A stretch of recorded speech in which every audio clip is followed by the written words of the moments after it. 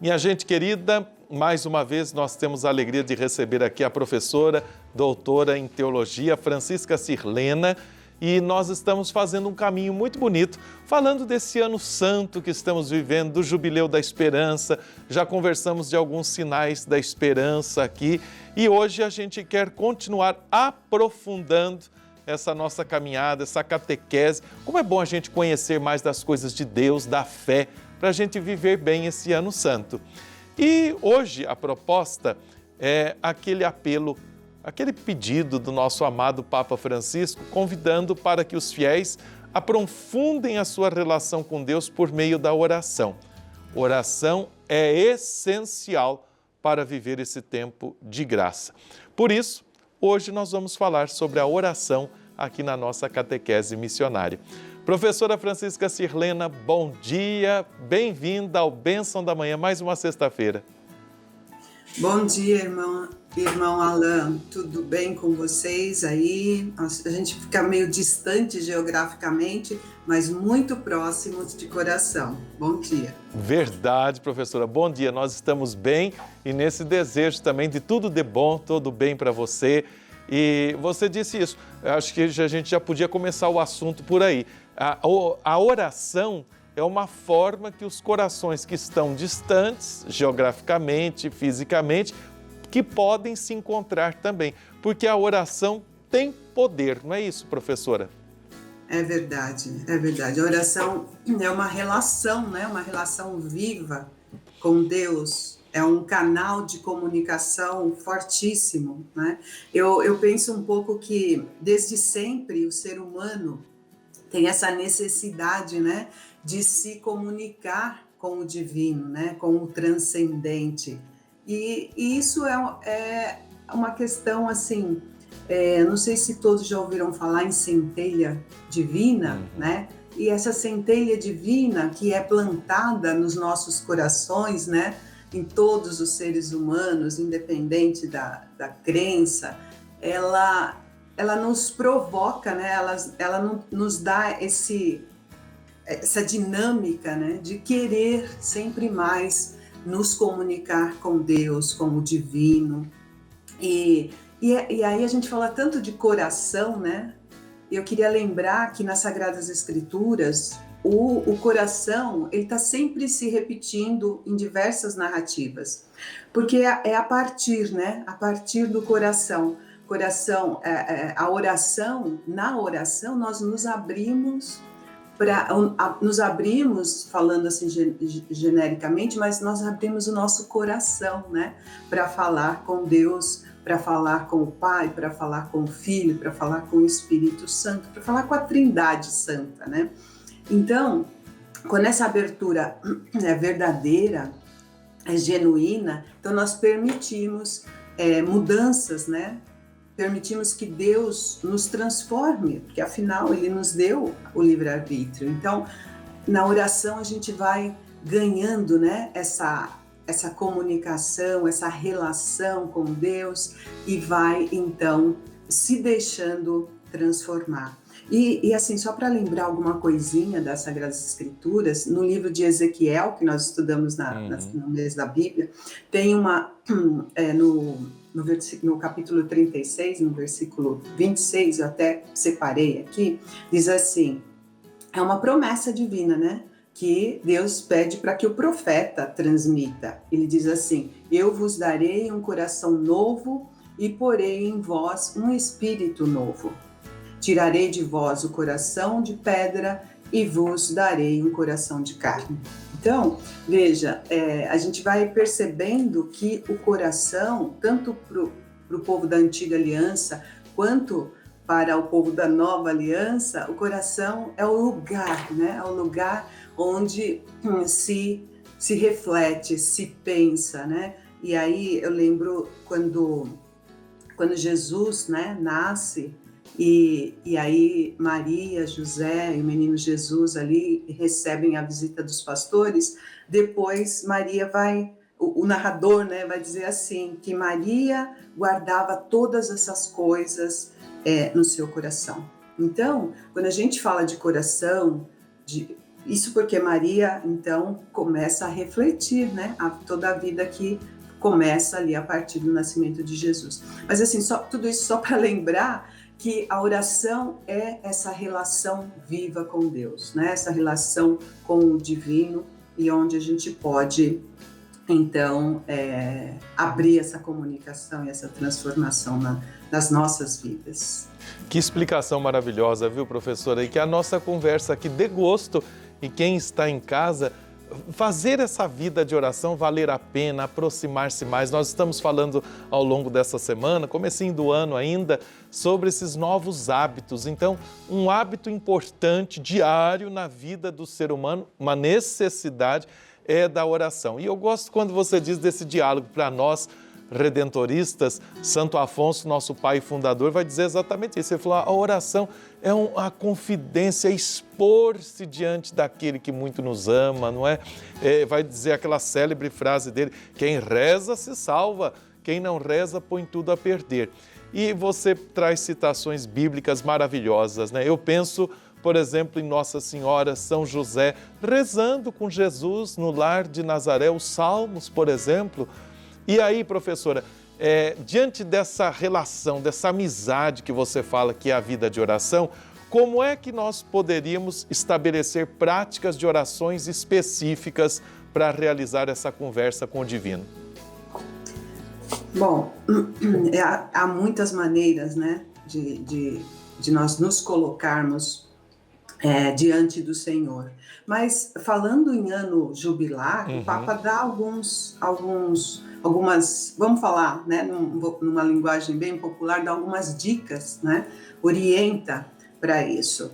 E existe até uma sugestão de uma oração jubilar, né, oração do jubileu, e a gente pode encontrar aí nos sites. É uma oração que, na verdade, ela nos lembra muito o Pai Nosso. A gente poderia estar falando aqui do Pai Nosso também, mas, né, infelizmente, não tem tanto tempo assim. Mas essa é uma oração específica, e ela vai tratar exatamente de ir dando ao fiel, né, aos fiéis, uma linha, um caminho, dizendo o que é o ano jubilar, né? Então, é uma oração que poderia até ser lida, né, ser rezada nas liturgias. Acho que liturgia a gente vai falar semana que vem, mas já é um caminho, né, é uma oração própria, né, para que a gente possa pensar nisso, o que é peregrino de esperança, né? E aí essa oração, então, nos dá esse contexto de compreender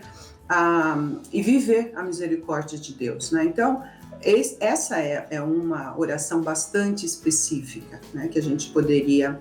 Mas o Pai Nosso, que é uma oração que é um modelo da vida cristã, né, e tá ali tudo.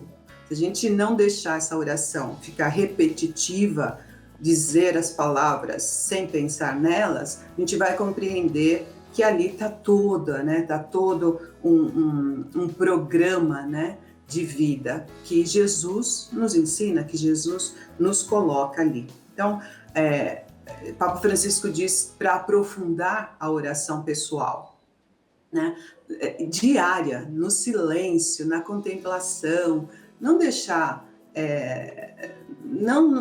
ele quer dizer assim, olha, não se distraia demais com as coisas do mundo, né?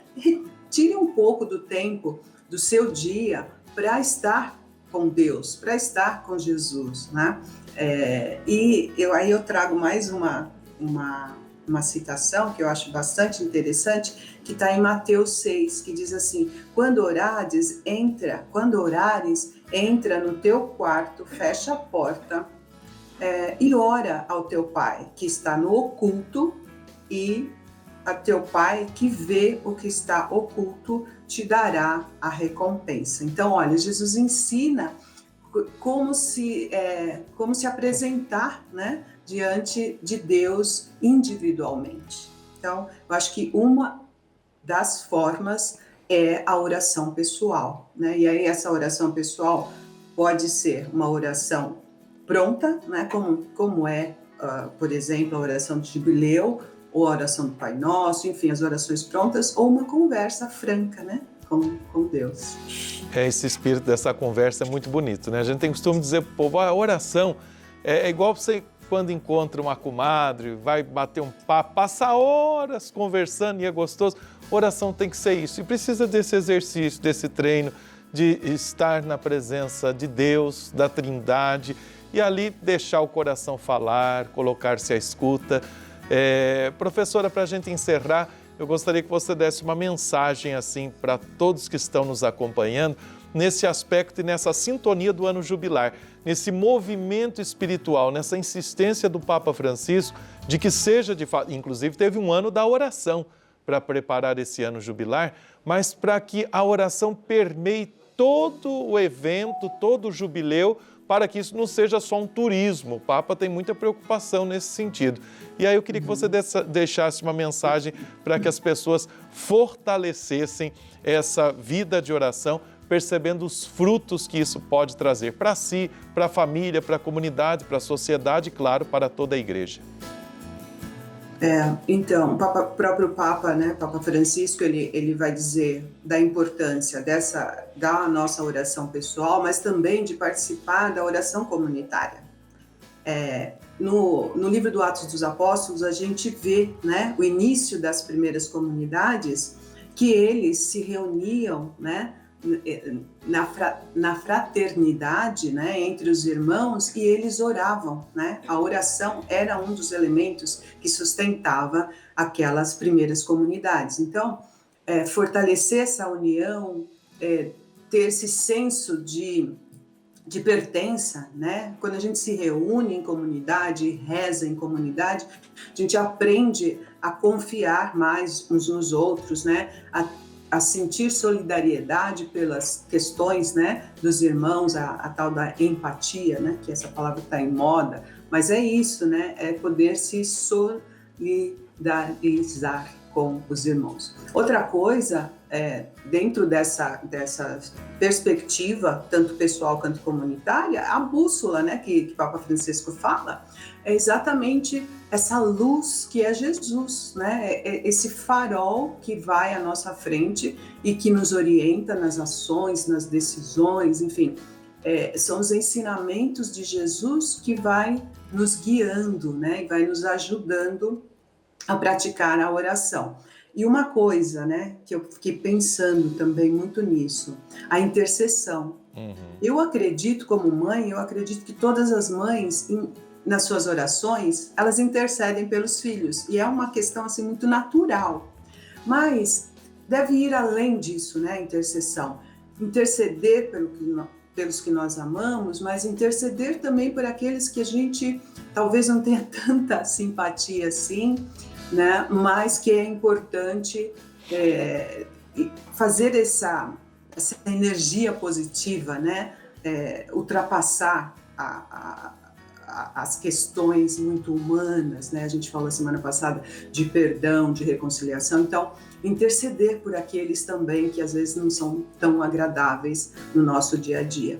E por último, eu diria, como o Papa Francisco nos orienta, de que essa oração seja contínua, que esse diálogo com Deus seja contínuo, que essa relação, né, viva, pessoal com Deus seja contínua, na alegria e na tristeza, né? Como diz no matrimônio, né? Quando a gente está ali diante de Deus e do sacerdote prometendo coisas, é isso, né? Prometer que seja na alegria e na tristeza. Então, quer dizer o quê?